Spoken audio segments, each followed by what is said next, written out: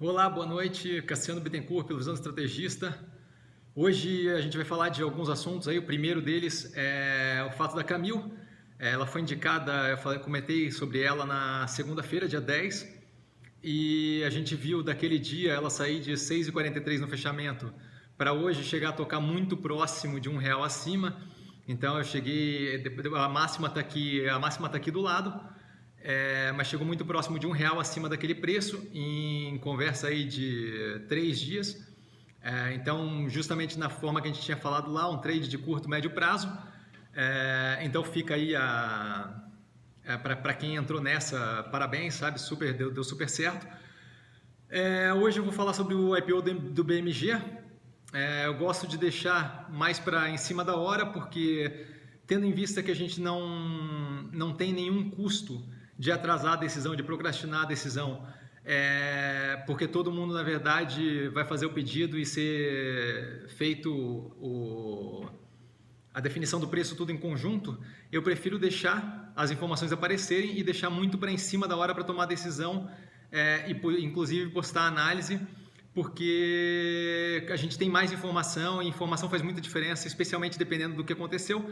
Não aconteceu nada grave nos últimos dias, mas poderia ter dado um andamento aí na Previdência ou algo do gênero, que seria muito positivo, ou ter inclusive mudado o humor externo de forma forte, trazendo capital estrangeiro para o Brasil. Não foi o caso, mas é sempre bom deixar aí para a última hora a análise do IPO. Então, primeiramente sobre o BMG, é um banco aí que está principalmente no setor de varejo, tem alguma coisa de atacado, mas é muito pouco. Tem um histórico longo, 88 anos de mercado, e basicamente o que eles fazem é financiar o consumo. Tá? Então, 65% do market share de cartão de crédito consignado é deles, e isso representa aí 75% da carteira de crédito deles, então dá para ver que é muito foco do banco nesse momento. O que eu vejo como positivo nesse IPO, né? Vamos começar pelo positivo. Primeiramente, a facilidade de expansão que o banco tem. O banco trabalha basicamente com franquia, a tal da Help, e com correspondente bancário. Então, esses são formas de atuar comercialmente que dão uma capilaridade muito boa para o banco. E como se não bastasse, de expansão muito fácil, ele tem uma estrutura enxuta. Além disso, o banco tem crescido bastante, tem investido bastante na plataforma de banco digital deles, inclusive agora em 2018 já com plataforma de investimento. Isso não só atrai depósito, atrai investimento de outras pessoas físicas, como também permite aí fazer um one-stop shop de forma que as pessoas consigam acessar os produtos deles de forma tanto por atendimento em franquia ou por correspondente bancário, como por atendimento virtual. Isso é sempre algo positivo. Além disso, o cartão de crédito consignado deles, que é o carro-chefe, é constituído 80% por pensionistas e aposentados por INSS e funcionário público, o que garante aí uma segurança da receita de pagamento daquele crédito consignado muito forte. Isso a menos que essas regras mudem. Isso a gente vai falar na hora que a gente falar do risco desse IPO. Outra questão é que, como ele está focado muito no crédito consignado, isso nada mais é do que uma antecipação do consumo, e com esse movimento do governo de um possível 2019 aí, com crescimento, com reajuste fiscal e melhoria nas contas públicas, esse consumo que teve reprimido aí por vários anos deve vir com força. Um jeito dele vir com mais força é justamente através da obtenção de crédito, e o custo barato do crédito consignado e a facilidade de conseguir ele por estar atrelado a alguma fonte de renda fixa faz com que aquilo ali seja justamente um mecanismo forte para a população poder ter acesso ao consumo de forma mais rápida, e isso é super positivo. O banco tem um histórico empreendedor e inovador. Se você olhar lá no prospecto do IPO, você vai ver várias etapas nas quais eles tiveram justamente essa visão empreendedora e inovadora de atuar em alguns setores, como, por exemplo, o cartão de crédito consignado, do qual hoje eles têm domínio do market share, que não era feito antes, ou era feito de forma muito incipiente. Eles foram lá, deram as caras e fizeram uma inovação, ou empreenderam de forma muito consistente. Um outro fator é a captação. O funding do banco é composto 75% por depósito. Isso, para mim, passa uma ideia passa uma segurança com relação à possibilidade do banco de estar super alavancado ou não. E como último fator positivo, dos principais, não vou ficar falando picuinha, tintim por tintim, mas dos principais, é a governança corporativa. O banco, desde 2012, se não me engano, vem aí com membros do conselho independente. Hoje eles têm 38% desse conselho de diretor que é independente, e isso é muito positivo, porque é gente que não tem um interesse por trás das decisões que toma, e 100% do comitê de auditoria é constituído por esses membros independentes. Então eu vejo isso como, as pessoas costumam não ligar muito para a governança, eu dou muita bola, e eu vejo isso como algo muito positivo, justamente se a gente pensar aí no investimento de médio e longo prazo, que é o que eu vou falar na hora de dar indicação. Como risco, a gente tem um risco principal, que é o quê? A centralização da fonte de renda desse banco em basicamente um produto, que é o cartão de crédito consignado. E esse cartão de crédito consignado depende muito, tanto das regulamentações de CVM e governo, quanto da disponibilidade dos órgãos públicos que empregam os funcionários públicos que tomam esse cartão, de primeiro liberar o crédito e o pagamento desse crédito diretamente descontado em folha, e segundo, de uma possibilidade de mudança de regulamentação ou restrição de cobrança de juros e etc. e tal.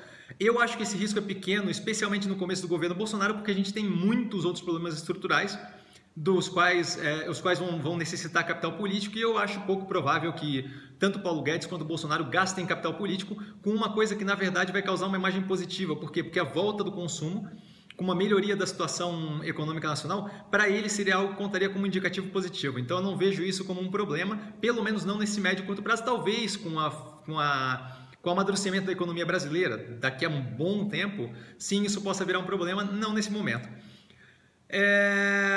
Isso falando do banco. O uso dos recursos eu acho uma parte sempre importante no IPO. Então a gente vê aí que o foco deles é crescimento, possibilidade aí de crescer por partnership, por vinculação com outras instituições, coisa que eles já fizeram antes, inclusive envolvendo o Itaú e crédito consignado. M&A, eles podem vir a comprar algumas instituições, e crescimento orgânico, que é justamente através dos correspondentes bancários e das franquias. Nesse ponto específico, vale lembrar que grande parte dos franqueados já foram correspondentes bancários, então tem toda uma sensação assim de familiaridade com os produtos, etc., o que faz com que o franqueado tenha uma taxa de sucesso aí muito maior do que se fosse simplesmente alguém de um outro lugar ou de outro setor que tivesse entrado ali de gaiato. Esses recursos vão ser divididos 70% crescimento, então 70% focado para o crescimento orgânico e talvez M&A e parcerias, 10% para investimento em franquias, 10% em marketing e mais 10% em tecnologia. Então esses aproximadamente 1.650 bi que são da oferta primária devem ir para esse valor. Muita gente fica preocupado quando tem sócio saindo. Eu não me preocupo tanto nesse caso, primeiramente porque o sócio que está saindo já havia dado as ações ordinárias, não dado os direitos, o direito aos benefícios da ação ordinária ele preservou para ele, mas ele já havia dado as ações ordinárias como antecipação de herança para outros membros ali, né, acionistas, que devem ser os filhos dele, e além disso ele agora, na verdade, só se trata da venda de ações preferenciais, e é uma pessoa que já tem uma idade avançada, então não é algo que é esperado. Por que IPO é algo complicado, né? Não é como a análise que a gente faz, não é tão simples, nem como investir em um papel que já está cotado na bolsa. Eu quero só fazer esse parênteses antes, justamente porque a IPO é consideravelmente diferente de investir em papel diretamente na bolsa. Eu digo isso porque a precificação é complicada, porque você não tem ali um tempo do papel no mercado sendo tradeado, sendo comprado e vendido, então você não tem uma ideia de como o mercado vai reagir, então fica muito mais complicado precificar o inicial, e isso daí pode causar aí tanto uma derrocada para cima quanto para baixo do papel assim que ele abre capital, e porque depende muito do momento de mercado. A gente vê o Brasil nesse momento com uma saída de capital forte estrangeira e as pessoas, os investidores locais muito assustados e muito não dispostos a assumir risco, especialmente risco sem previamente conhecer para onde é que pode ir aquilo. Então, levando isso em consideração, como é que eu vou agir com esse IPO, né? O que eu acho que deveria ser feito? O foco aí é no longo prazo, a empresa funciona super bem, tem intenção aí de crescimento, diversificação e investimento em tecnologia. Eu vejo isso super positivo.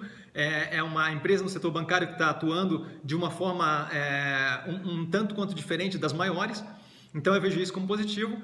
Eu alocaria nesse primeiro momento aí para o IPO, para não perder a chance de entrar no IPO e pegar a empresa num preço que talvez seja barato, talvez seja menor do que o que vai estar aí depois da abertura de capital. Eu colocaria ali um capital que eu estou disposto a ter alocado lá por uns 6 meses, certo? Então não de mais, não de menos, justamente para poder evitar ficar preso num papel aí que pode sofrer num primeiro momento com a não disponibilidade de capital para investimento arriscado e por aí vai.